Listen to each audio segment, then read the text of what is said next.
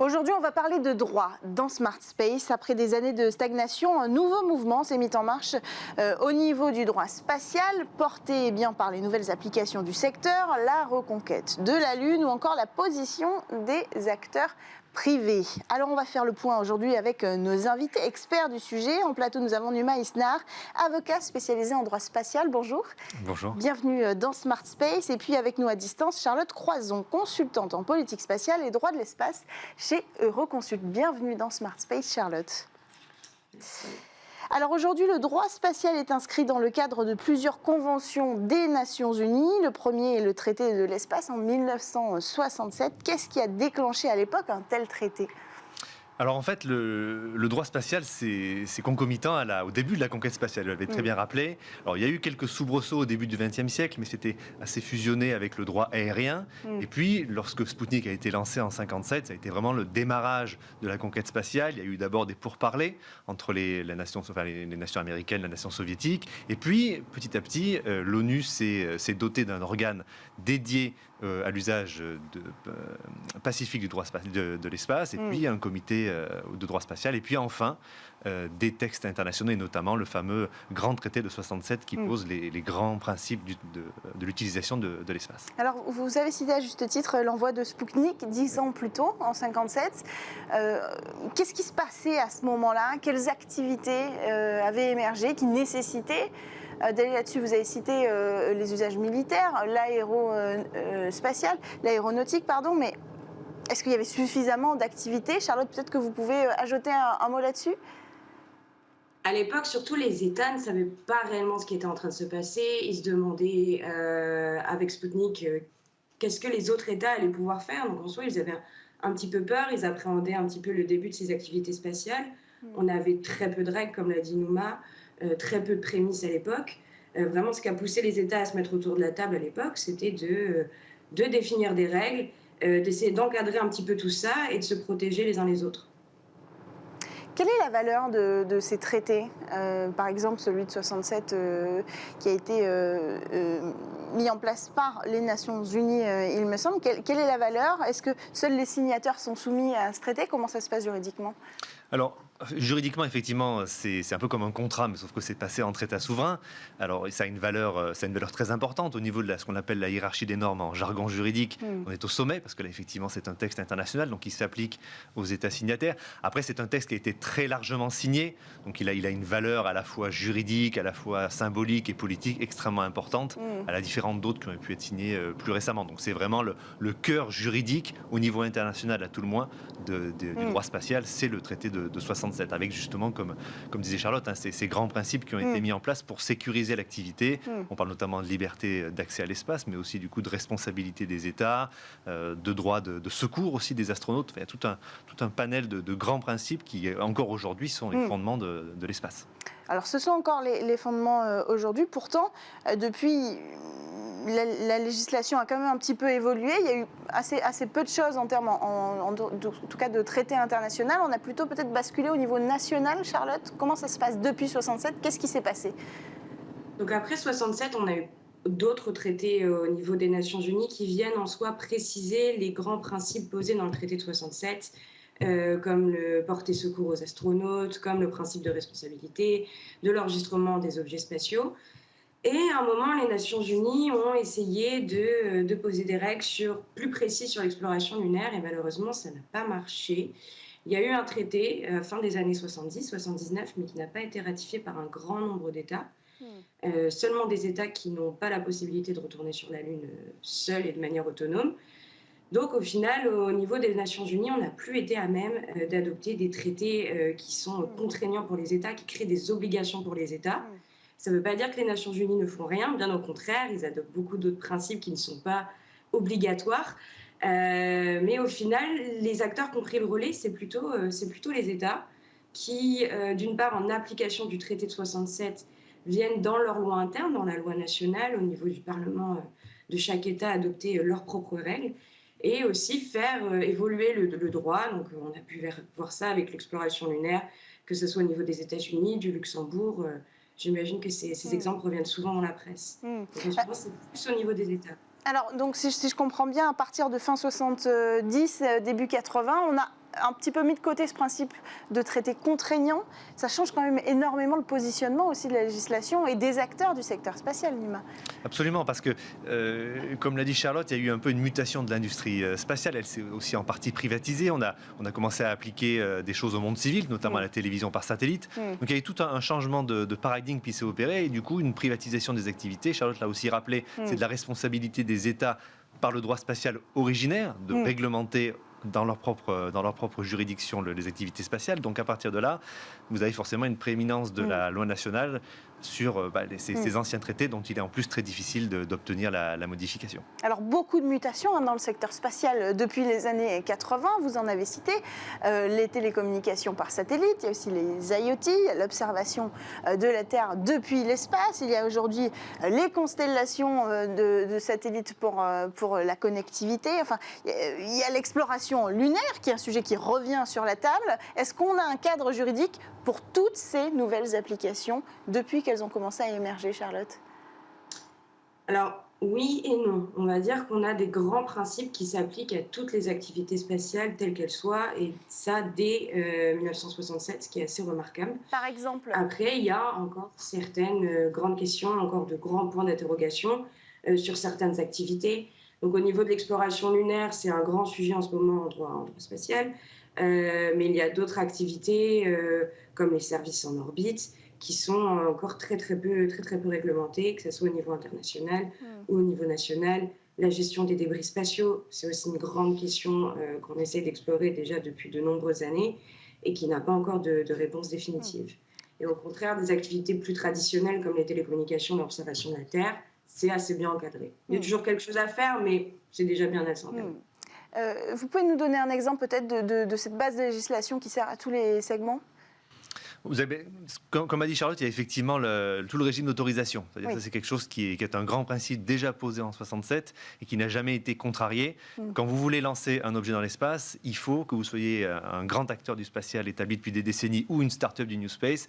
Il vous faut avoir une autorisation. Et ça, c'est quelque chose qui a... De la part de qui? De la part de l'état de lancement, donc le fameux état qui va vous permettre de tirer. Alors typiquement, si vous êtes un Français que vous tirez de Kourou, là, vous allez demander au CNES l'autorisation.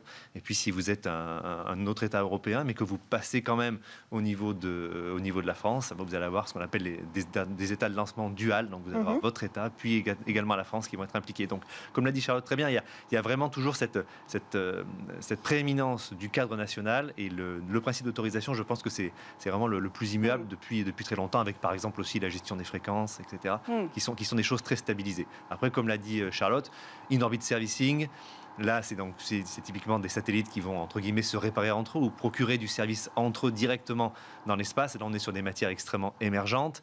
Et c'est très difficile parce que vous avez à la fois un manque de réglementation, mais il y a aussi le risque d'aller vers la pré-réglementation ou la surréglementation, parce qu'il ne faut quand même pas oublier que maintenant, il y a un peu une compétition aussi commerciale entre les États au niveau spatial. Il y a des velléités militaires, mais il y a aussi des velléités commerciales. Donc, si vous surréglementez le secteur alors qu'il n'existe pas, vous avez des risques de l'étouffer. Et ça, c'est pour ça qu'il faut faire attention à cet enjeu de forum shopping qui est très fort.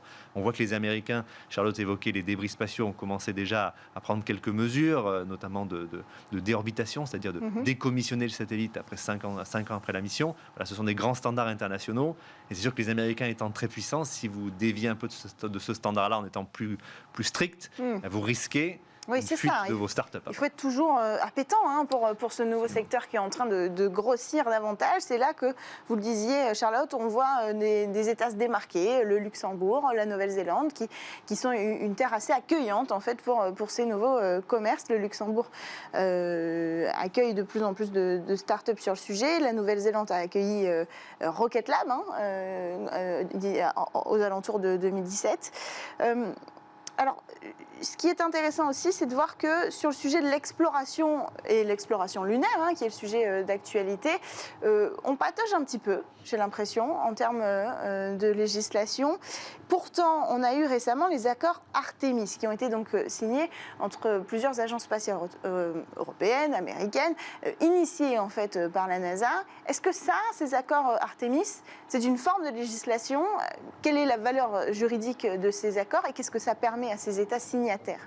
Alors, Les accords Artemis, moi je trouve que c'est un peu les Américains dans leur grande tradition de juristes. C'est-à-dire que c'est vraiment un pays qui avance sur tous les fronts au niveau de sa stratégie et qui a bien compris que les traités originaires, on n'allait pas pouvoir les modifier et que c'était pas dans l'intérêt non plus, notamment de l'espace commercial, de les modifier de manière assez dramatique. Donc ils ont mis en place cet instrument. Alors, qui est un accord qui ressemble un peu à un MOU, ça ressemble un peu à une lettre d'intention, c'est un peu une interprétation finalement de ces grands principes du droit spatial originaire des traités, avec quelques petites audaces, notamment au niveau des ressources spatiales, et puis au niveau aussi de ces fameuses safety zones, qui sont un peu le corollaire finalement de cette exploration lunaire. Décrivez-nous un petit peu ces safety zones, ce que c'est pour les téléspectateurs qui ne le sauraient pas. Alors effectivement, les safety zones, c'est un sujet très compliqué, parce que c'est là où on est un peu gêné aux entournures, même au niveau américain.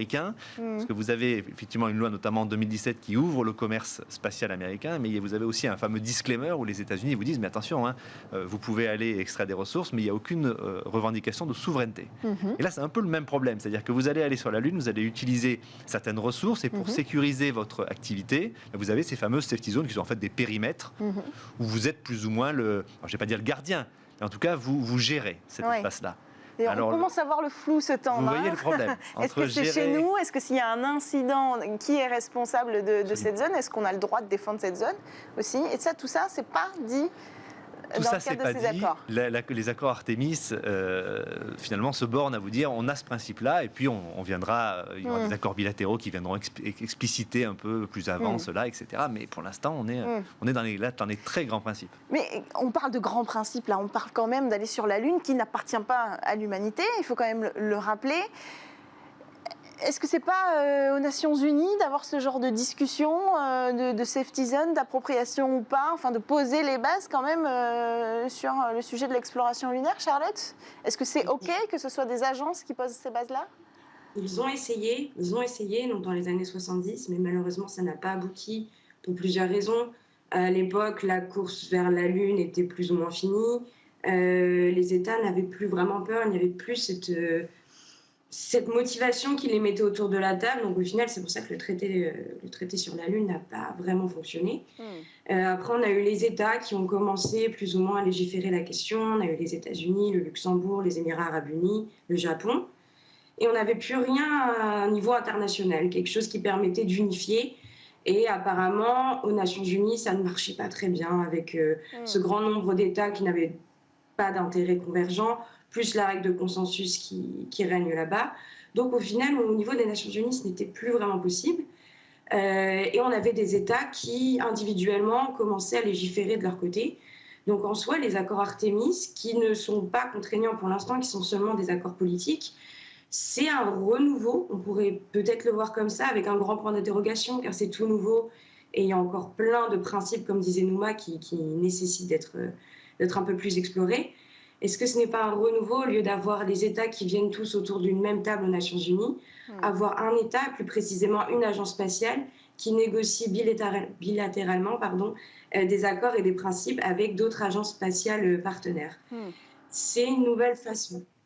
Le problème, c'est que les agences ont aussi des intérêts à défendre, les intérêts de leur État, parfois qui sont un peu dissociés aussi des intérêts de l'État. Enfin, chaque État, en fait, a son modèle avec son agence, et parfois c'est aussi une Space Force. Enfin, le problème, c'est que c'est pas homogène, en fait, cette structure.